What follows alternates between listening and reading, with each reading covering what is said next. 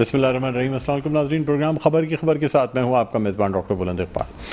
ناظرین، پروگرام میں سب سے پہلے تو بات کرنا چاہیں گے پاکستان تحریک انصاف کے حوالے سے۔ دیکھنا یہ ہوگا کہ اب جبکہ بہت سے نظریاتی ساتھی جو کہ عمران خان کے ساتھ تھے، جو کہ نہ صرف نظریاتی تھے بلکہ اس کے ساتھ ساتھ فاؤنڈنگ ممبرز بھی تھے جنہوں نے اس تحریک انصاف کی بنیاد ڈالی، وہ اب ان کی راہیں ہمیں جدا ہوتی نظر آتی ہیں عمران خان سے، اور ایک کے بعد دوسرے رہنما کی پریس کانفرنس آتی ہے جس میں اعلان کیا جاتا ہے کہ جی اب وہ عمران خان یا پاکستان تحریک انصاف کے ساتھ نہیں ہیں۔ بیشتر اس میں سے ایسے ہیں جنہوں نے اپنی سیاست کو ہی خیر بات کہہ دیا ہے۔ کچھ لوگ ہمیں آبدیدہ نظر آئے، کچھ لوگ جو ہیں وہ نارمل نظر آئے، لیکن بہت سے ایسے بھی لوگ جو کہ دعویٰ کر رہے تھے کہ اگر انہیں گولی بھی مار دی جائے تو وہ پاکستان تحریک انصاف نہیں چھوڑیں گے، وہ بھی اب پارٹی کا حصہ نہیں رہے ہیں۔ اب دیکھنا یہ ہوگا کہ کیا عمران خان اپنی اس پارٹی کو الیکشن کے لیے تیار کر پائیں گے؟ کیا الیکشن میں عمران خان کی یہ باقی ماندہ پارٹی جو کہ اب جس میں تمام وہ لوگ جو کہ اب تک پاکستان تحریک انصاف کے ساتھ چلتے رہے ہیں یا اس کو آگے بڑھاتے رہے ہیں، جب وہ ساتھ نہیں ہوں گے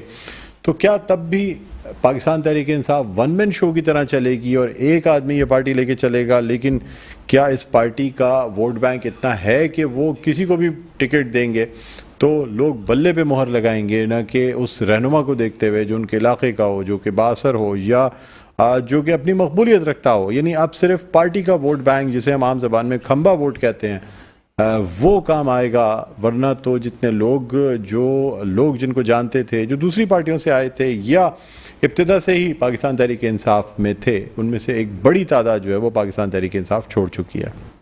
سوائے ان لوگوں کے جو بیرون ملک تھے، اب بھی بیرون ملک ہیں، وہاں سے وہ مختلف بیانات دے رہے ہیں، مختلف ٹویٹس کیے جا رہے ہیں، مختلف اور چیزیں کی جا رہی ہیں۔ اس کے علاوہ ناظرین یہ بھی آپ کو بتانا چاہیں گے کہ دو پریس کانفرنسز ہیں جن پہ بڑی تنقید کی جا رہی ہے، جس میں سے ایک پریس کانفرنس قادر پٹیل صاحب کی ہے جو کہ وفاقی وزیر صحت ہیں، جنہوں نے عمران خان کی طبی رپورٹ جو ہے وہ پیش کی پریس کانفرنس میں، اور ان کا یہ کہنا تھا کہ اس طبی رپورٹ کے تحت جو ہے خان صاحب کی ذہنی حالت جو ہے وہ اسٹیبل نہیں لگتی، انسٹیبل ذہنی حالت ہے، اور اس کی بنیاد انہوں نے یہ کہا کہ جو ان کے یورین سیمپلز میں جو ہے وہ شراب اور کوکین کی جو ذرات ہیں یا اس کی ٹریسز وہ پائے گئے ہیں۔ اس پہ بڑی تنقید کی گئی، اس لیے کہ اس رپورٹ میں جو مینٹل کنڈیشن ہے اس کو صحیح قرار دیا گیا ہے، اور ساتھ ساتھ یہ بھی کہا گیا ہے کہ جی نیب کی جو تفتیش ہے اس کے لیے فٹ ہیں عمران خان، یعنی اگر ایک شخص جس کی دماغی حالت ٹھیک ہو تو وہی تفتیش میں جو ہے وہ کارگر ثابت ہو سکتا ہے۔ لیکن دوسری جانب چونکہ وہ ان پہ مبینہ طور پہ یہ الزام ہے کہ جی وہ نشاور چیزیں استعمال کرتے ہیں، اس لیے شاید ان کی جو دماغی حالت ہے وہ اسٹیبل نہیں ہے۔ دوسری جانب جو ہے لوگ یہ بھی کہہ رہے ہیں کہ جی اگر یہ اتنی چیزوں کا اتنا استعمال ہے تو پھر ان کے جو گردے ہیں یا جگر ہے وہ کیسے ٹھیک ہے؟ یعنی ایک طرف رپورٹ کہتی ہے کہ جی جگر اور گردے ٹھیک ہیں، لیکن یورین میں جو ہے نا یہ چیزیں پائی گئی ہیں جو کہ رپورٹ میں موجود ہیں۔ بہرحال اس پہ بڑی تنقید کا نشانہ بنایا گیا۔ دوسری پریس کانفرنس جو کہ رانا ثناء اللہ صاحب کی جانب سے کی گئی، وفاقی وزیر داخلہ کی جانب سے، جو کہ آدھی رات کے بعد یہ پریس کانفرنس ہوئی۔ مریم اورنگزیب صاحبہ نے اس حوالے سے پہلے ٹویٹ کیا کہ آج رات 12:10 پہ رانا ثناء اللہ کی جانب سے ایک پریس کانفرنس کی جائے گی جس میں اہم انکشافات کیے جائیں گے۔ اس میں یہ کہا گیا کہ جی پاکستان تحریک انصاف کی جانب سے کچھ ایسا پلان کیا جا رہا ہے کہ جنسی زیادتی کا الزام لگایا جائے گا، اور اس حوالے سے پہلے سے یہ تمام تر پلاننگ کی جا رہی ہے جس کے تحت خواتین کو جنسی درندگی کا نشانہ بنانے کے حوالے سے الزامات لگائے جائیں گے حکومت پہ۔ ایک بہت سیریس افینس ہے جس کے طرف یہ اشارہ کیا گیا، لیکن یہ کہا جا رہا ہے کہ جی آدھی رات میں اس پریس کانفرنس کو کرنے کی کیا ضرورت تھی؟ کیا مطلب اگر کوئی ایسا واقعہ نہیں ہوا تھا تو پھر حکومت کو اس قسم کی کوئی پریس کانفرنس نہیں کرنی چاہیے تھی۔ ناظرین ان تمام چیزوں کے تناظر میں ایک طرف آپ کو ہم یہ بھی بتاتے چلیں کہ جو امیر جماعت اسلامی کراچی ہیں حافظ نعیم صاحب، چونکہ اس وقت وہ پاکستان تحریک انصاف کی ان کو سپورٹ حاصل ہے میئر کراچی کے انتخاب کی صورت میں، اس لیے وہ گائے بگائے ہمیں پاکستان تحریک انصاف کی حمایت کرتے نظر آتے ہیں۔ دوسری جانب انہوں نے چیئرمین پاکستان پیپلز پارٹی بلاول بھٹو کو تنقید کا نشانہ بنایا، اور انہوں نے کہا کہ جی اگر وزیر خارجہ کے گھر پہ ٹینکر سے پانی آتا ہے تو یہ بہت بڑا سوال نشان ہے، یعنی پھر پاکستان پیپلز پارٹی اب تک جو ہے وہ سندھ کو یا کراچی کو پانی کیوں نہیں فراہم کر پائی؟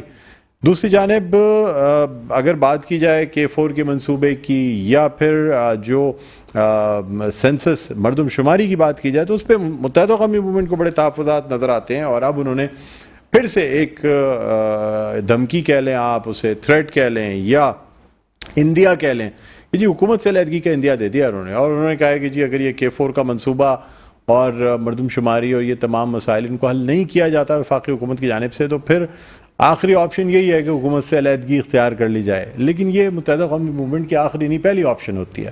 اس کے بعد پھر خود بخود مذاکرات کے بعد مختلف آپشن سامنے آ جاتی ہیں، تو اس کو آخری آپشن نہیں کہا جا سکتا. یہ پہلی آپشن ضرور ہے متحدہ قومی موومنٹ پاکستان کی. بہرحال ناظرین اس حوالے سے بھی بات کریں گے. اور پھر میئر کراچی کا جو انتخاب ہونا ہے جس میں دو نام بہت اہم لیے جا رہے ہیں پاکستان پیپلز پارٹی کی جانب سے، جہاں جماعت کی جانب سے امیر جماعت اسلامی کراچی حافظ نعیم الرحمان کا نام لیا جا رہا ہے، وہیں پاکستان پیپلز پارٹی کی جانب سے مرتضی وہاب اور نجمی عالم کا نام لیا جا رہا ہے کہ یہ اہم دو امیدوار ہیں. کچھ لوگ یہ کہہ رہے ہیں کہ جی نجمی عالم کو بنایا جائے گا میئر کراچی، ان کو جو ہے نا وہ نامزد کیا جائے گا. کچھ کہتے ہیں کہ جی اس میں مرتضی وہاب کا بھی نام ہو سکتا ہے. بہرحال ناظرین اس پہ ہم بات کریں گے. اور ہمارے ساتھ اس وقت موجود ہیں رہنما پاکستان پیپلز پارٹی کے نجمی عالم صاحب. السلام علیکم. وعلیکم السلام. کیا حال ہے نجمی عالم صاحب؟ خیریت سے ہیں؟ بہت شکریہ سر آپ نے پروگرام کے لیے آپ نے وقت نکالا. معذرت چاہتا ہوں تھوڑا طویل میں نے انٹرو دیا اس لیے کہ کچھ جو ہے وہ قومی سیاسی معاملات تھے اور پھر ہماری کراچی کے جو مسائل ہیں ان کا ذکر کرنا بھی ضروری ہوتا ہے. نجمی عالم صاحب سب سے پہلے تو مجھے یہ بتائیے گا کہ آپ سے قومی سیاست کی بات کریں، پہلے کراچی کی تھوڑی سی بات کر لیں. سر پانی کا جو مسئلہ ہے، چونکہ آپ ان چیزوں سے بہت ویل کنیکٹڈ نظر آتے ہیں، چاہے Karachi water and sewerage board کی بات کی جائے یا بلدیاتی اداروں کی بات کی جائے، تو آپ جو ہے نا وہ پاکستان پیپلز پارٹی کی جانب سے ان تمام چیزوں میں بہت متحرک ہیں. سر کوئی حل نکل سکتا ہے کراچی میں پانی کا کہ لوگوں کو جو line Karachi water and sewerage board کی ہوتی ہے ان سے پانی مل سکے؟ بالکل مل سکتا ہے. میں یہ تو نہیں کہہ سکتا کہ 100% ہو جائے گا، اس میں بہت امپروومنٹ کی گنجائش ہے. اس کے لیے ہمیں ایک تو بڑے پیمانے پہ واٹر بورڈ کا پانی مافیا چوری کر رہے ہیں، کوئی شک نہیں. اگر ہم اس چوری کو پکڑ لیں، ہماری جو بلک لائنوں سے لیکیجز ہیں یا رساؤ ہیں اس کے اوپر ابھی کام ہو رہا ہے. لیکیج اور رساؤ پہ KWSSIP کے تھرو اس پہ کام چل رہا ہے.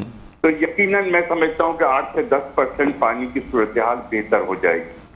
سر یہ مافیا چوری کرتی ہے پانی یا جان بوجھ کے لائن کو لیک کر دیا جاتا ہے تاکہ اس علاقے میں پانی؟ اچھا، سب سوائل واٹر والے ہمارا پانی چوری کر رہے ہیں، اس میں کوئی شک نہیں ہے.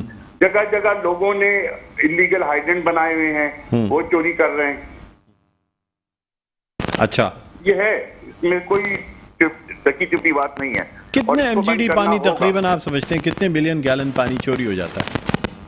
سر میں کہہ رہا ہوں کہ اگر ہم چوری بند کر لیں اور یہ جو ہماری بلک لائنوں سے جو لیکیجز ہیں وہ بند کر دیں تو ہم 10 سے 12% پانی کراچی کا بہتر کر سکتے ہیں. اچھا، دوسرا ہمارے پاس ایک بڑا ایشو چل رہا ہے، ہب کنال ہماری ایگزاسٹ ہو چکی ہے. میں آپ کو بتا دوں پچھلی بارشوں میں ٹوٹ گئی تھی. ابھی سندھ گورنمنٹ اس کو پبلک پرائیویٹ پارٹنرشپ میں دوبارہ بنانے کے لیے کر رہی ہے، اس کے پروسیس چل رہا ہے. کیونکہ ہمارا 100 MGD وہاں سے سینکشن ہے، ہم 90 سے اوپر نہیں لے پا رہے ہیں کیونکہ کنال میں بہت پانی چھوڑتے ہوئے ڈرتے ہیں کہ کنال ٹوٹ نہ جائے. اچھا، یہ چند ہیں چیزیں جو فوری طور پہ دیکھنے کی ہیں. اور آپ نے ابھی بات کی تھی کہ بلاول صاحب نے کہا کہ میں بھی ٹینکر پانی خرید رہا ہوں.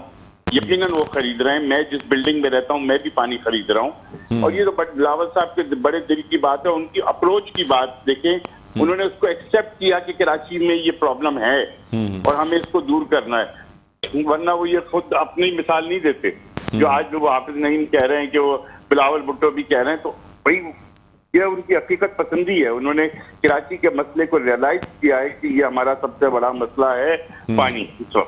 اچھا نجمی عالم صاحب، اب چونکہ آپ واٹر بورڈ سے بھی اٹیچ رہے ہیں، میں آپ سے جاننا چاہوں گا کہ میرا سوال آپ سے ہے، بہت آسان سا سوال ہے. کہا ہی جاتا ہے کہ جی کراچی کی ضروریات کے حساب سے پانی کراچی کو ملتا ہی نہیں.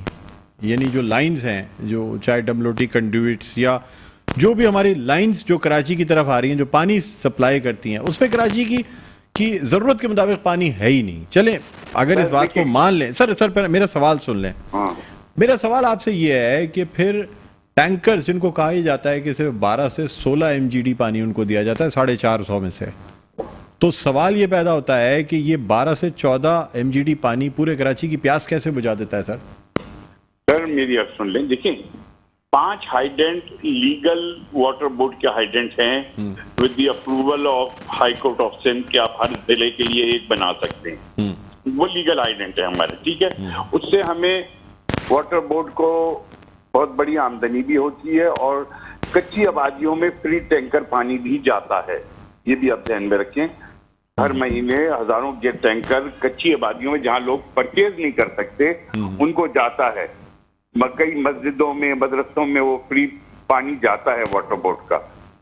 कुछ पानी वो हाइडेंट, वो जो टैंकर वाले हैं, वो जाहिर बात है वो भी कुछ हिस्सा लेते हैं, बेचते हैं वो, और वो उसको, उससे भी हमारी तकरीबन 7 से 8 करोड़ रुपए की आमदनी वाटर बोर्ड की भी है। ठीक। वाटर बोर्ड को चलाने के लिए भी पैसे चाहिए ना, फ्री में तो नहीं चलेगा वाटर बोर्ड। जी जी, ये सूरत हाल है। तो ये 12 से 16 MGD जो है ये पूरे कराची की प्यास बुझा देता है, ये टैंकर का पानी। इस वक्त कराची का पानी का जो हमारा सिस्टम हमें लाके दे सकता है वो 580 MGD है।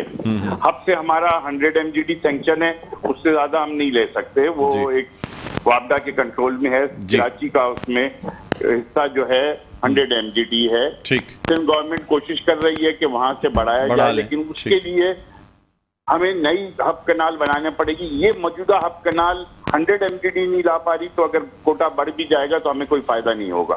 हम उससे ज्यादा इसमें छोड़ नहीं सकते पानी, इसको ब्रीच करने का डर है। ठीक।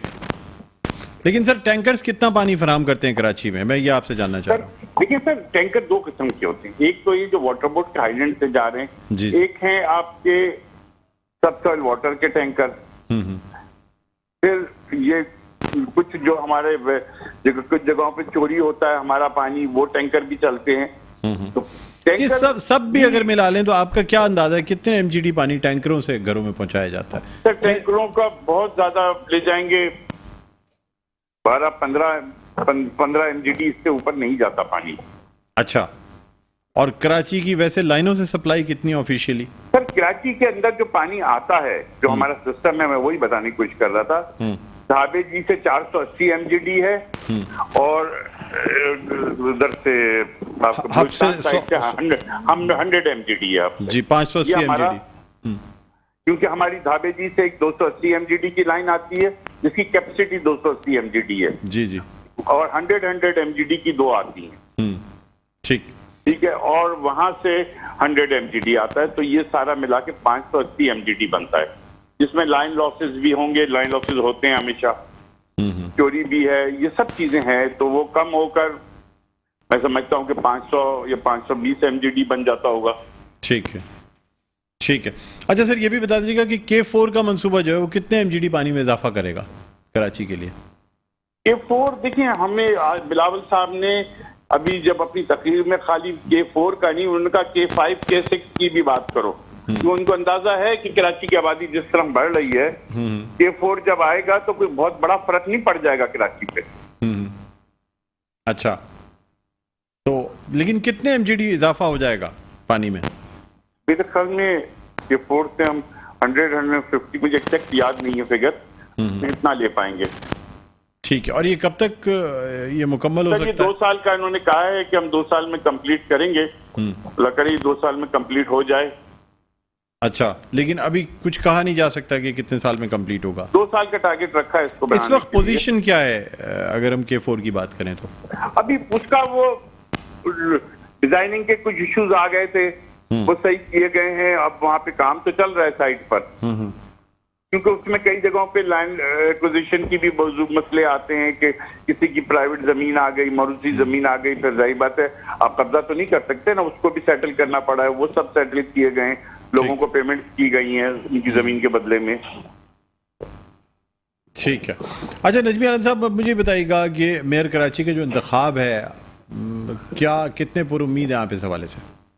हमें 100% यकीन है कि पीपल्स पार्टी जीत रही है। आज ही जो 6 यूसियों पे जमात इस्लामी ने केस किए हुए थे, किसी न किसी बहाने से रोक रहे थे, उसको डिले करने की कोशिश कर रहे थे, आज उनका नोटिफिकेशन भी हो गया, हल्फ भी हो गया, तो हमारी 104 कंफर्म सीट हो गई हैं पीपल्स पार्टी। अच्छा, और मुझे ये बताइएगा कि आप समझते हैं कि पाकिस्तान तहरीक इंसाफ के जो सर तहरीक इंसाफ के 50% से लोग जमात इस्लामी के साथ जाने के हक में नहीं है, اچھا وہ آپ کی طرف آئیں گے؟ ہاں بالکل وہ نہیں دینا چاہتے. ان میں سے کتنے لوگ ایسے ہیں جو گرفتار ہو کے باہر آئے؟ سر گرفتار ہو کے نا ایک جرم تو بہت بڑا ہوا ہے. اب حافظ نعیم کو وہ جرم نہیں لگ رہا تو میں کیا کر سکتا ہوں؟ سر حافظ نعیم تو یہ کہہ رہے ہیں کہ ان کو گرفتار اس لیے کیا جاتا ہے تاکہ ان سے بھائی تو پھر حافظ نعیم کو چاہیے کہ کھل کے حمایت کر دے کہ 9 تاریخ کو جو پاکستان میں ہوا وہ صحیح ہوا. پھر کھل کے بات کریں نا. اچھا کہیں کہ آج ہی وہ پی ٹی آئی نے صحیح کیا, شہداء کی تصویریں صحیح جلائیں, کور کمانڈر ہاؤس صحیح جلایا, واٹر بورڈ کی گاڑیاں صحیح جلائیں, ریڈ بسز صحیح جلائی ہیں. لیکن نجمی عالم صاحب جتنے لوگ گرفتار ہو کے باہر آ رہے ہیں ان کی ایشورنس آپ کو ہے کہ وہ آپ کو ووٹ دے دیں گے؟ نہیں یہ ایسی کوئی بات نہیں ہے. جس کے خلاف کوئی پروف نہیں مل رہا ہے اس کو چھوڑ لیں. اچھا جس کو جن کی تصویریں ہیں کہیں نہ کہیں آ گئی ہیں یا کسی سے پروف مل رہا ہے تو ان کو نہیں چھوڑ رہا ہے. اچھا اور ایسے لوگ جو اسیر ہوں گے ان کو بھی کہا گیا تھا کہ جی ناصر حسین شاہ صاحب نے بھی کہا کہ جی ان کو بالکل وہ ان کا قانونی رائٹ ہے. جو بھی پولیس کی کسٹڈی میں ہوگا جس دن بھی الیکشن ہوگا ان کو سندھ گورنمنٹ پابند ہے ان کو پروڈیوس کرنے کے لیے سندھ پولیس. ایسا نہیں ہوگا کہ ان کو نہ لایا جائے, وہ بالکل آئیں گے. ٹھیک ہے. اچھا اگر 50% کا الیکشن ہے اچھا اگر 50% سے کم لوگ آپ کو ووٹ دیتے ہیں پھر تو یہ فلور کراسنگ نہیں ہوگی. اس میں جو لا ہے اب اس کے متعلق چلے نا کہ who ever take highest vote وہ جیت جائے گا. اس میں کوئی 51% یا اس کی کوئی وہ نہیں سر, یعنی اچھا جتنے اویلیبل لوگ ہوں گے اس میں سے ہائیسٹ یعنی جو ہاؤس میں نمبر ہوگا جس طرح ہم نے پنجاب اسمبلی میں دیکھا کہ بالکل وہ جو ہاؤس میں موجود ہوں گے اس میں سے جو ہائیسٹ ہوگا وہ جیت جائے گا. جتنے لوگ موجود ہوں گے اس میں سے جو ہائیسٹ ہوگا وہ جیت جائے گا. ٹھیک ہے سر. نام کوئی فائنل ہوا ہے پاکستان پیپلز پارٹی کی جانب سے؟ ابھی نہیں ہوا کیونکہ آپ کا بھی نام لیا جا رہا ہے اس میں کافی. میرا بھی ہے اور لوگ بھی ہیں جنہوں نے اپلائی کیا ہے پارٹی کو. مرتضیٰ نے بھی کیا ہے. اب وہ پارٹی قیادت جس کے بھی حق میں فیصلہ کرے گی وہ پیپلز پارٹی کا میئر ہوگا. لیکن ابھی تک کوئی حتمی فیصلہ نہیں ہوا ہے کہ کس کو بنایا جائے گا. ٹھیک ہے. اچھا سر اب کچھ قومی سیاست سے بات کر لیتے ہیں. کیا کہتے ہیں سر اب آپ کیا سمجھتے ہیں پاکستان تحریک انصاف تنہا ہوتی جا رہی ہے تو ایسی پارٹی الیکشن میں مقابلہ کر پائے گی؟ دیکھیں سر آرٹیفیشل چیز آرٹیفیشل ہی ہوتی. آرٹیفیشلی بنائی گئی لوگوں کو مختلف پارٹیوں سے توڑ کر کچھ نہ کچھ کر کے ادھر سے الیکٹیبل جمع کر کے جہانگیر ترین صاحب کی مہربانی اور پھر وہ ہمارے جو اس وقت کے تھے جن کی بہت زیادہ نوازشیں تھیں ان پہ وہ سب آئے تھے. وہ آرٹیفیشل تھے, پروسیس کے لوگ نہیں تھے. جب آرٹیفیشل لوگ نہیں زیادہ ٹک پاتے وہی ہوا ہے کہ ان میں بھاگنے لگے وہ. جب انہوں نے لیکن پاکستان میں تو کہا جاتا ہے زیادہ تر جماعتیں اسی طرح لائی گئی ہیں, ایک آدھ الیکشن میں اسی طرح لائی جاتی ہے اس کے بعد وہ. ہم پیپلز پارٹی کو کوئی نہیں کہہ سکتا. پیپلز پارٹی نے کہ پیچھے ایک تاریخ ہے, ایک جدوجہد ہے. نون لیگ کو مانتے ہیں آپ کہ وہ مطلب اس کو ضیاء الحق کے دور میں پیٹرنائز کیا گیا. ہاں لیکن پھر نواز شریف نے جب پہلی دفعہ ان کی گورنمنٹ ڈسمس ہوئی پھر نواز شریف صاحب جب گرفتار ہوئے, ابھی جب مشرف کے دور میں اور یہ ان کو جب نکالا گیا تو مسلم لیگ نون ایک پراپر پولیٹیکل پارٹی بن کے ابھری. ہاں شروع میں تو سر اسلامی جمہوری اتحاد بھی رہی ہے نا, آپ کو اگر یاد ہو تو آئی جی آئی. ہمیں یاد ہے ذرا ہمیں 9 ستارے بھی یاد ہیں, سب یاد ہے. ہاں یہ سب حقیقتیں ہیں پاکستان کی. لیکن وہ جو 10 سال کا مشرف کے دور کا ٹائم تھا اس میں مسلم لیگ نون میں پولیٹیکل کلچر ڈیولپ ہوا, ان کے ورکروں میں ان میں مضبوطی آئی. اس سے پہلے وہ پولیٹیکل پارٹی نہیں تھے, بس ایک چل رہے تھے. لیکن جب آپ اس میں پکتے ہیں نا تبھی کندن بنتا ہے نا, اور ہم تو اتنا پک چکے ہیں کہ اب کوئی ہمیں پکانے والی چیز بچی نہیں. لیکن سر آپ نہیں سمجھتے کہ پاکستان کی تاریخ میں یہ ہے کہ بہت سی پارٹیاں عتاب میں آئی ہیں اس کے بعد پھر ان کو موقع دیا گیا ہے. پاکستان پیپلز پارٹی کی مثال سب سے بڑی ہے سر سامنے. نہیں ہمیں 77 میں جو کچھ ہوا اس کے بعد سر 88 میں کوئی شاید 77 میں یہ نہیں موقع نہیں دیا کبھی, بلکہ ہمیں ہمیشہ کٹ ٹو سائز کرنے کی کوشش کی گئی. نجمی عالم صاحب 77 میں جو کچھ ہوا تھا ہمیشہ پنجاب میں آنے سے روکا گیا کہ پنجاب میں پیپلز پارٹی کی گورنمنٹ نہ بنے. نجمی عالم صاحب 1977 میں جس طریقے سے ایک الیکٹڈ پرائم منسٹر کو پھانسی چڑھا دیا گیا شہید ذوالفقار علی بھٹو کو, اس کے بعد شاید اس وقت کوئی سوچ سکتا تھا کہ 88 میں پاکستان پیپلز پارٹی دوبارہ آ سکتی ہے؟ نہیں تو پیپلز پارٹی جدوجہد کرتی رہی نا. بے نظیر صاحبہ کی قیادت میں پیپلز پارٹی کے 80,000 لوگوں نے جو کوڑے کھائے 80,000 کوڑے کھائے تو وہ کیسے کھائے؟ ان کو جدوجہد کر رہے تھے نا. وہ جی پیچھے نہیں ہٹے تھے, جیلوں میں رہے, پھانسیاں چڑھ رہے تھے, لوگ موومنٹ میں تھے جمہوریت کے لیے. تو اس کا لیکن آپ کی پارٹی بھی اس وقت لوگ چھوڑ کے گئے, غلام مصطفیٰ کھر جیسے, اور ٹھیک ہے لوگ چھوڑ جاتے ہیں, چھوڑ گئے, لیکن party as a whole struggle میں رہی, پارٹی نہیں بھاگی. پارٹی کی لیڈرشپ, بیگم صاحبہ نے سر پٹوا لیے, لاٹھیاں کھا لی, بیگم صاحب بے نظیر صاحبہ نے جیلیں کاٹ لی, ورکر ہمارے لڑتے رہے. تو جمہوری جدوجہد تو ہماری جاری رہی, اسی نے ہماری پارٹی کو قائم رکھا. اور سب سے بڑی بات پاکستان تحریک انصاف اور ایم کیو ایم میں کوئی مماثلت دیکھتے ہیں آپ؟ پاکستان سے چلے جاتے جان بچانے کے لیے تو پیپلز پارٹی ختم ہو جاتی. ہمارے پاس اتنی بڑی ایگزامپل آ گئی کہ جو بھٹو صاحب نے پھانسی قبول کر لی اور پاکستان سے جانا قبول نہیں کیا, اس نے پیپلز پارٹی کو جو طاقت دی, جو جوش دیا, اس کے سارے پیپلز پارٹی کھڑی رہی.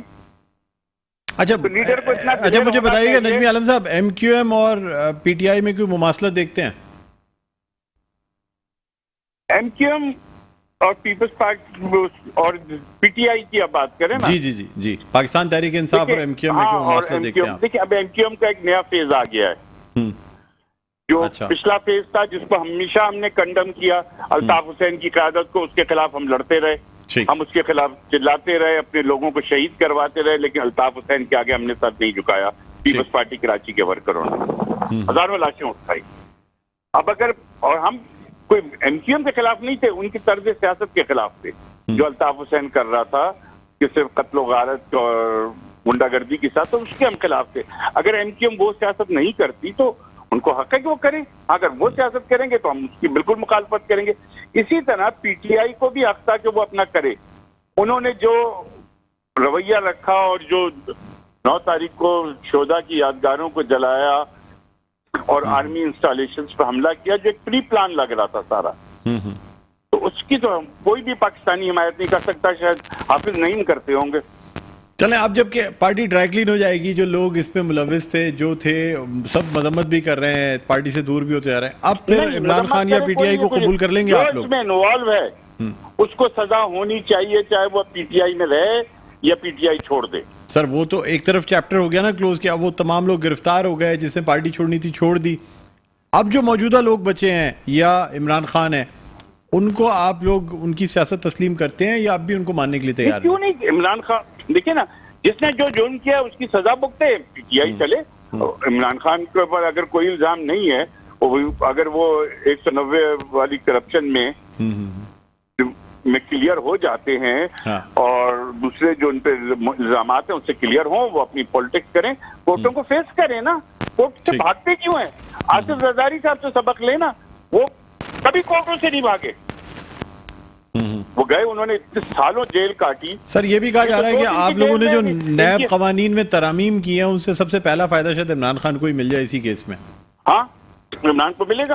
اور عمران خان کو جو نقصان ہوا ہے فوجی عدالتوں میں کیس چلنے کا, وہ ترامیم بھی ان کی اپنی کی ہوئی تھی. تو بعض دفعہ انسان کی اپنی کی ہوئی ترامیم میں انسان خود بھی پھنس سکتا ہے اور دوسروں کی ہوئی ترامیم سے فائدہ بھی اٹھا لیتا ہے. میں پرسنلی ایز اے سیاسی ورکر فوجی عدالتوں کے حق میں نہیں ہوں. اچھا, میں بالکل پرسنلی, میرا اوپینین یہ کہ آرمی, لیکن جو چیزیں عمران خان کر رہے ہیں اور جب سے حکومت سے اترے ہیں اور جن کے کندھوں پہ بیٹھ کے آئے تھے, انہی کے متعلق ایسی باتیں کرنا, وہ جو بڑا غلط انہوں نے ایٹیٹیوڈ اپنایا ہوا ہے. ٹھیک چلیں, بہت بہت شکریہ نجمی عالم صاحب, آپ نے پروگرام کے وقت نکالا. ناظرین, رہنما پاکستان پیپلز پارٹی نجمی عالم ہمارے ساتھ آن لائن موجود تھے. ایک وقفہ لیں گے, وقفے کے بعد دوبارہ آپ کی خدمت میں حاضر ہوتے ہیں. دیکھتے رہیے پروگرام خبر کی خبر. جی ناظرین, ویلکم بیک. ایک دو پھر آپ کو خوش آمدید کہتے ہیں پروگرام خبر کی خبر. میں ہوں آپ کا میزبان ڈاکٹر بلند اقبال. ناظرین, بریک پہ جانے سے پہلے ہم بات کر رہے تھے کراچی کے حوالے سے, اور خاص طور پہ قومی سیاست, جس میں کہ پاکستان تحریک انصاف کا سیناریو, جو کہ 9 مئی کے بعد ان ناخوشگوار واقعات اور ان کی مذمت, اور اس کے بعد پھر بہت سے جو پارٹی کے اراکین ہیں جو پارٹی کو چھوڑ کے چلے گئے, قریبی اراکین تھے عمران خان کے, جنہوں نے پارٹی کو نہ صرف خیر بات کہا بلکہ ساتھ ساتھ سیاست کو بھی خیر بات کہا. آج اسد عمر سے صحافیوں کی گفتگو ہوئی, جو کہ ایک پیشی کے سلسلے میں کورٹ آئے تھے, اور اس حوالے سے صحافیوں نے ان پہ سوالات کی بوچھاڑ کر دی, اور ان سے پوچھا گیا کہ وہ کیا سمجھتے ہیں پارٹی میں اس وقت جب کہ سارے لوگ چھوڑ کے چلے گئے ہیں تو کس طریقے سے پاکستان تحریک انصاف آگے چل سکتی ہے. جس پر انہوں نے کہا کہ میں عہدوں سے ضرور میں نے استعفیٰ دیا ہے لیکن جس طریقے کی ایک طریقے کی پریس کانفرنس تمام لوگ کر رہے ہیں وہ میں نے نہیں کی. ساتھ ساتھ انہوں نے یہی کہا کہ ووٹ بینک جو ہے وہ عمران خان کا ہے اور ان کا یہ بھی کہنا تھا کہ جی ذوالفقار علی بھٹو کو بھی جو ہے 1977 میں تمام لوگ چھوڑ کے چلے گئے تھے لیکن پارٹی قائم رہی. اسی طرح پاکستان مسلم لیگ نون کا ذکر کرتے ہوئے انہوں نے کہا کہ جب 2002 میں پاکستان مسلم لیگ قاف بنائی گئی تو اس میں تمام لوگ وہی تھے زیادہ تر جو کہ پاکستان مسلم لیگ نون سے پہلے تعلق رکھتے تھے لیکن پھر بھی مسلم لیگ نون باقی رہی. اسی طرح ان کا کہنا یہ تھا کہ جی پاکستان تحریک انصاف پہ مشکل وقت ہے اگر اس میں لوگ چھوڑ کے جاتے ہیں تو ووٹ بینک ڈیوائیڈ نہیں ہوگا اس لیے کہ یہ ووٹ بینک عمران خان کا ہے. میرا ناظرین اس حوالے سے ہم بات کریں گے. اس وقت ہمیں آن لائن جوائن کیا ویڈیو لنک پر ہمارے ساتھ موجود ہیں ایڈوکیٹ راجہ انصاری پاکستان مسلم لیگ نون سے تعلق رکھتے ہیں. السلام علیکم راجہ انصاری صاحب, خوش آمدید کہتا ہوں آپ کو. جی وعلیکم السلام. ناظرین اس کے علاوہ ہمیں جوائن کیا ہے آڈیو لنک پہ شاہ نواز جدون صاحب نے جن کا تعلق پاکستان تحریک انصاف سے. السلام علیکم شاہ نواز جدون صاحب, آپ کو بھی خوش آمدید کہتا ہوں. جی بہرحال راجہ انصاری صاحب آپ سے بات کرنا چاہیں گے. سر جو وقت اس وقت یعنی جس طریقے کے حالات پاکستان تحریک انصاف کے ساتھ ہیں, آپ کی پارٹی کے ساتھ بھی شاید پرویز مشرف کے ٹیک اوور کرنے کے بعد کچھ اسی قسم کے حالات تھے, لوگ پارٹی چھوڑ کے جاتے رہے اور خاص طور پہ جب پاکستان مسلم لیگ قاف بنائی گئی تو ایسا لگتا تھا جیسے یہ پاکستان مسلم لیگ نون کی بی ٹیم ہے جو کہ کام کر رہی ہے. کیا کہیں گے سر؟ جی بہت شکریہ ڈاکٹر صاحب. ایشو یہ ہے کہ دونوں جو حوالے آج اسد عمر صاحب نے دیے ہیں پیپلز پارٹی کا اور پاکستان مسلم لیگ نون کا جو ماضی میں جس طرح انہوں نے آمریتوں کا مقابلہ کیا جی اس میں اور آج کے پی ٹی آئی کے جو معاملات ہیں اس میں دن رات کا فرق ہے. مسلم لیگ نون اور پیپلز پارٹی نے مل کر اس وقت کی آمریت سے مقابلہ کیا اور سیاسی انداز میں مقابلہ کیا. ہر قسم کی صعوبتیں برداشت کی, چھوڑنے والے اس میں لازمی بات ہے جو لوگ پریشر برداشت نہیں کر سکے تھے وہ چھوڑ گئے. لیکن پارٹی نے نہ قیادت کی طرف سے نہ کارکنوں کی طرف سے کبھی بھی فوجی تنصیبات پر حملے نہیں کیے, کبھی بھی شہداء کی یادگاروں کے ساتھ ان کی بے حرمتی نہیں کی گئی. یہ جو اس دفعہ 9 مئی کا جو علامت بن گئی ہے تحریک انصاف, یہ 9 مئی ایک پاکستان کی تاریخ میں ایک انوکھا واقعہ ہے کہ دشمن بھی اس طرح نہیں کر سکے. یہ تحریک طالبان جو کرنا چاہ رہی تھی پاکستان میں ایک دہشت گرد تنظیم, یہ اس کے اہداف سے جو تحریک انصاف نے پورے کیے ہیں. تو بنیادی طور پر جو میں بات عوام کے سامنے رکھنا چاہ رہا ہوں وہ یہ ہے کہ یہ مکمل طور پر ایک دہشت گرد اور پاکستان دشمن تنظیم ثابت ہو چکی ہے اپنے عمل سے, صرف باتوں سے نہیں اپنے عمل سے. جس طرح سے پلاننگ کی گئی, جس طرح سے ٹائیگر فورس بنایا گیا, جس طرح سے عمران خان 1 مئی کو لاہور میں نکلے اور لوگوں کو گائیڈ کیا کہ کس کس راستے سے جانا ہے, کیا کیا کرنا ہے, جس طرح سے تحریک انصاف کے لوگ اپنے کارکنوں کو میسج دیتے رہے, ان کو اکٹھا کرتے رہے, پھر ان کو کور کمانڈر ہاؤس بھیجا گیا, جی ایچ کیو کے دروازوں پہ بھیجا گیا, شہداء کی یادگاروں پر بھیجا گیا, وردیاں جلائی گئیں, وردیاں دکھائی گئیں, اور جس طرح جو طوفان بدتمیزی کھڑا کیا گیا وہ بنیادی طور پر ایک مقصد تھا کہ پاکستانی فوج کو اور عوام کو اپنے آمنے سامنے لا کر اس ملک میں خانہ جنگی بنائی جائے. اور کیوں بنائی جائے؟ کیونکہ فورن فنڈنگ ہے. فورن فنڈنگ جو اتنے عرصے تک لوگ کرتے رہے ہیں, صرف 2 امریکی کمپنیاں ہیں جنہوں نے $3.2 ملین کی فورن فنڈنگ کی ہے. اس کے علاوہ رومیلا شیٹی کا کون نہیں جانتا جنہوں نے ڈالرز کے اندر اس میں انویسٹمنٹ کیا تحریک انصاف میں اور ان کو فورن فنڈنگ دی. تو وہ تمام انویسٹرز جو فورن فنڈنگ کرتے رہے ہیں اس جماعت پر, اب ان کا زور تھا کہ کسی بھی طریقے سے بہت عرصہ ہو گیا ہم آپ کو ڈالرز دیتے رہے ہیں لیکن آپ نے ابھی تک پاکستان میں کوئی اس طرح کی خاص کوئی کارکردگی نہیں دکھائی جس سے پاکستان ڈی اسٹیبلائز ہو جائے. تو یہ تحریک جو ہے وہ چل پڑی اس ڈگر پہ اور انہوں نے جس طرح سے پاکستان کے ساتھ کیا, میں سمجھتا ہوں کہ یہ ماضی میں اس کا مثال نہیں ملتی. اس لیے مسلم لیگ نون کی مثال, پیپلز پارٹی کی مثال بہت مختلف ہے. ہم سیاسی جماعتیں ہیں, ہم نے سیاسی انداز میں مقابلے کیے, ہم نے جیلیں برداشت کی, میں نے, میرے والد صاحب نے جیلیں برداشت کی, ہمارے گھر پر بھی اسی طرح پولیس کا گھیراؤ تھا, میرے والد کو بھی چادر اور 4 دیواری. لیکن آپ لوگوں کے لوگ بھی تو 2002 میں چھوڑ کے گئے تھے نا سر, یا 1900 چھوڑ کے, ہاں مطلب جس وقت بالکل چھوڑ کے گئے, بالکل چھوڑ کے گئے. لیکن ہماری پارٹی ریاست مخالف پارٹی نہیں تھی, ہماری پارٹی کو بین نہیں کیا گیا, ہماری جماعت کو یہ نہیں کہا گیا کہ ہم ملک دشمن جماعت ہیں. ہم پاکستان کے آئینی حدود میں رہتے ہوئے احتجاج کیا اور پھر جب وہ امریت کے بادل جھٹے تو آپ نے دیکھا کہ میاں نواز شریف تیسری بار وزیر اعظم بنے. اس طرح. لیکن مجھے عمران خان اور پی ٹی آئی کا مستقبل تاریک نظر آ رہا ہے. یہ میں آپ کے چینل کے توسط سے لوگوں کو بریکنگ نیوز دے رہا ہوں کہ بہت سے لوگ جو گرفتار ہیں، جن کے سمری ٹرائل چل رہے ہیں، انہوں نے during the investigation, during the trial proceeding یہ بات بتائی ہے کہ انہوں نے عمران خان کے کہنے پر یہ سب کچھ کیا ہے. تو پی پی سی سیکشن 109 جو ابیٹمنٹ کا سیکشن ہے، جس پہ بھی وہی سزا ملتی ہے جو کہ اس جرم کرنے والے کو سزا ملے گی، وہی 109 کے مرتکب شخص کو ملتی ہے. تو بنیادی طور پر عمران خان صاحب کو اب سیکشن 109 میں اریسٹ کیا جانا ہے. جیسے شہید ذوالفقار علی بھٹو کو بھی اعانت 109 میں ہی سزا دی گئی تھی سر. آج یہی میں کہہ رہا ہوں کہ آج تک پاکستان کی تاریخ میں صرف ایک شخص کو 109 میں سزا ملی ہے، وہ ہے ذوالفقار علی بھٹو. اب یہ دوسرا شخص ہوگا جس کو صحیح طریقے سے، کیونکہ وہ سزا تو غلط تھی، لیکن یہ سزا جو ہے وہ آپ دیکھیں گے کہ سمری ٹرائل کے ذریعے ان کو سند نہ صرف سزائیں ملے گی، بلکہ ایک اور خبر بھی آپ کو دینا چاہ رہا ہوں کہ چند دنوں میں آپ دیکھیں گے کہ جیسے یہ سمری ٹرائل مکمل ہوں گے، عمران خان صاحب کو نااہل قرار دیا جائے گا اور پی ٹی آئی کو کلادم قرار دے دیا جائے گا. لہٰذا اس پارٹی کو ایلیمنیٹ کریں گے. یہ فتنہ ہے بنیادی طور پر. پاکستان کی ریاست سمجھتی ہے. اچھا، وہ لوگ مجھے بتائیں جن پہ کہ چارجز ثابت نہیں ہوئے ہیں، جو پارٹی چھوڑ رہے ہیں، تو کیا آپ ان کو اپنی پارٹی میں جگہ دیں گے؟ دیکھیں، ان کا انفرادی ایکٹ دیکھا جائے گا. پاکستان کا آئین اجازت دیتا ہے کہ ہر شہری کو یہ حق حاصل ہے کہ وہ سیاست کرے. وہ اپنی مرضی سے کوئی بھی سیاسی جماعت منتخب کر سکتا ہے، لیکن ہم اپنی جماعت میں پہلے دن سے یہ ہمارا منشور ہے، یہ ہمارا اصول رہا ہے کہ ہم اس کا ذاتی فعل دیکھیں گے. اگر اس کا ذاتی فعل پاکستان کی ریاست کے خلاف رہا ہے، جمہوریت اور جمہوری اداروں کے خلاف رہا ہے، ایسے شخص کی کوئی گنجائش نہیں ہوگی مسلم لیگ نون میں. لیکن اگر وہ پاکستان کے آئین کے مطابق اور پاکستان کے جمہوری اداروں کے ساتھ ان کے اچھے رویے رہیں اور وہ واقعی قابل لوگ ہیں، تو ان قابل لوگوں کو یہ سزا نہیں ہونی چاہیے کہ وہ پی ٹی آئی میں تھے اس لیے ان کو نہیں لینا چاہیے. ایسے لوگوں کے لیے ہماری جماعت کے دروازے کھلے ہوں گے. اچھا، چلیں، آپ ہمارے ساتھ لائن پر موجود ہیں. شاہ نواز جدون صاحب بھی ہمارے ساتھ لائن پہ پاکستان تحریک انصاف سے تعلق رکھتے ہیں. السلام علیکم سر، ایک دفعہ پھر آپ کو خوش آمدید کہتے ہیں پروگرام میں. وعلیکم السلام ڈاکٹر صاحب.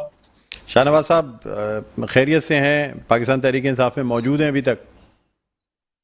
بس ڈاکٹر صاحب خیریت سے نہیں ہے کہ پورے پاکستان میں جو سیاسی ورکروں کے ساتھ جو ہو رہا ہے، اور یہ پاکستان کی تاریخ میں فرسٹ ٹائم اتنا ظلم ضیاء الحق کے مارشل لا میں نہیں ہوا تھا، اتنا ظلم ایوب خان کے مارشل لا میں نہیں ہوا تھا، جتنا ظلم یہ پی ڈی ایم کے نائل گورنمنٹ سیاسی ورکروں کے ساتھ کر رہی ہے. تو کہاں خیریت سے ہیں؟ آپ پہ پریشر ہے سر؟ مجھے یہ بتائیے گا.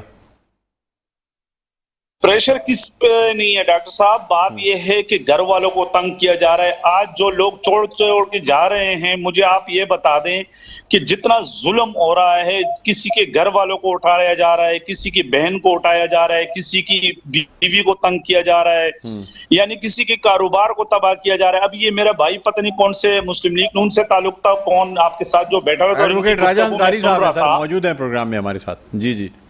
جی ایڈوکیٹ راجہ انصاری صاحب ہیں، نون لیگ سے تعلق ہے، موجود ہیں سر. میں آپ سے جاننا چاہوں گا، میں آج یہ میرا بھائی بھاشن دے رہا ہے کہ جمہوریت کے، تو میں اپنے بھائی سے پوچھوں گا کہ اسمبلی کے فلور پر اسی فوج کے لیے خواجہ آصف کے وہ الفاظ آپ بھول گئے؟ اسمبلی کی فلور پر اسی فوج کے لیے ایاز صادق کے وہ الفاظ آپ بھول گئے؟ یہ نعرہ کس کا تھا؟ یہ جو دہشت گردی ہے اس کے پیچھے وردی ہے، یہ نعرہ کس کا تھا؟ یہ مسلم لیگ نون کے جلسوں میں، ایک منٹ، مسلم لیگ، میں کوئی بھی ایسے الفاظ نہیں چاہوں گا جو ہمارے پروگرام میں ریپیٹ کریں، جو کہ جس پہ کہ اعتراض ہو سکتا ہے.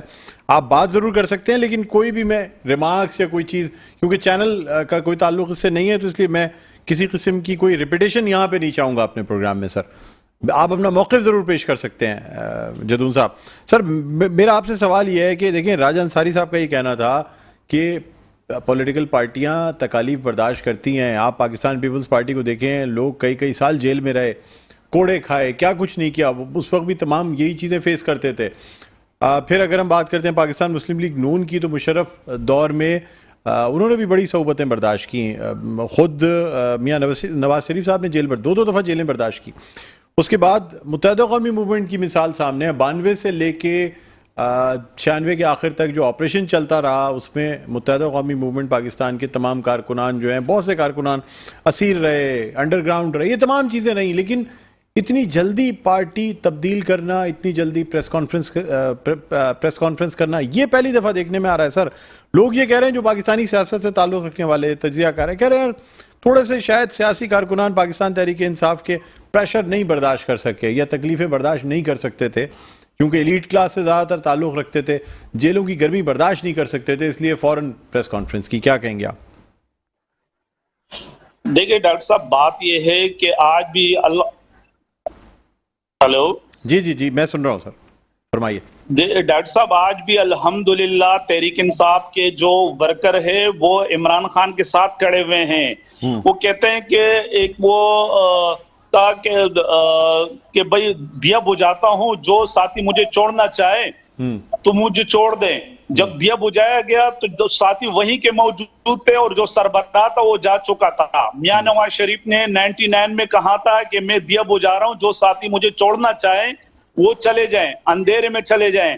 جب دیا جلا دیا گیا تو نواز شریف بما اپنے خاندان باہر جا چکا تھا اور اپنے ساتھیوں کو یہاں چھوڑ دیا تھا. لیکن الحمدللہ ہمیں اپنے قائد عمران خان پہ فخر ہے کہ عمران خان یہاں موجود ہے، عمران خان موجود ہے. یہ جتنے لوگ بھی گئے ان کے جانے سے کوئی فرق نہیں پڑتا، کیونکہ ووٹ بینک عمران خان کا ہے، لوگ ووٹ عمران خان کو دیتے ہیں.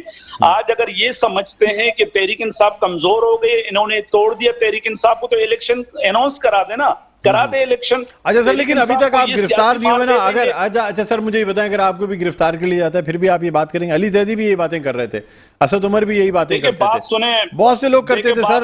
گرفتار ہونے کے بعد کوئی 1 یا 2 دن کی تاخیر ہوئی ہے، اس کے بعد تمام لوگوں نے بلند اقبال صاحب، ڈاکٹر صاحب، میں نے ابھی رمضان میں نے 15 دن جیل کاٹی ہیں، بند وارڈ میں رہا ہوں. ہم ورکر ہیں، ہم عمران خان کے ساتھ کھڑے ہونے والے. یہ ہے کچھ ایسے ہوں گے جو چلے گئے، انہوں نے اپنے، اگر علی زیدی منسٹر تھا تو عمران خان کی وجہ سے تھا. آج علی زیدی کو بولے کہ آپ کونسلر کا الیکشن لڑ لیں آزاد حیثیت سے، اگر وہ جیت جائے، اگر وہ منسٹر بنا تھا تو عمران خان کی وجہ سے. لوگ ووٹ دیتے عمران خان کو، لوگ ووٹ شاہنواز جدون کو، علی زیدی کو یا دوسرے یا تیسرے کو نہیں دیتے. انشاءاللہ تحریک انصاف کا ووٹ آج بھی قائم اور دائم ہے، بلکہ بڑھ گیا ہے اور کم نہیں ہوا ہے. ٹھیک. راجہ انصاری صاحب، کیا سر فائنل کامنٹ دیتے ہیں؟ پروگرام کا اختتام کی قریب ہے، لاسٹ منٹ ہے. سر دیکھیں، یہ جو ایک مت ہے نا ڈاکٹر صاحب، کہ جی عمران خان کا ووٹ بینک ہے. لوگ پاکستان کے بیوقوف نہیں ہیں، لوگ جانتے ہیں کہ عمران خان نے 10 سال کے پی میں حکومت کی ہے. جب حکومت ان کو ملی تو 97 ارب روپے قرضہ تھا کے پی کا، انہوں نے چھوڑا تو 800 ارب روپے کے پی کو مقروض کر کے گئے. کرپشن کے خلاف وہ بڑا بولتے رہے. 2017 میں پاکستان کرپشن انڈیکس پر 217 نمبر پہ تھا. 2022 میں جب یہ چھوڑ کے گئے تو پاکستان 140 نمبر پہ تھا. عمران خان اپنی ٹیکس جو سر مختصراً بیان کر دیجئے گا، کیا سمجھتے ہیں عمران خان کا اگر ووٹ بینک نہیں ہے تو پھر الیکشن اناؤنس کر دیں سر، اچھا موقع ہے. الیکشن تو اپنے ٹائم پہ ہوں گے بلند اقبال صاحب، اور آپ دیکھیں گے کہ الیکشن میں سب پارٹیاں ہوں گی سوائے اس فتنہ پارٹی کے. چلیں جی، بہت بہت شکریہ راجہ انصاری صاحب، آپ نے پروگرام کے وقت نکالا. ناظرین، رہنما پاکستان مسلم لیگ نون راجہ انصاری صاحب ہمارے ساتھ موجود تھے. شاہنواز جدون صاحب، آپ کا بہت بہت شکریہ، پاکستان تحریک انصاف سے آپ کا تعلق. ناظرین، پروگرام کا اختتام پر پہنچتا ہے، مجھے بلند اقبال کو اجازت دیجیے. اپنا بہت خیال رکھیے گا. اللہ حافظ.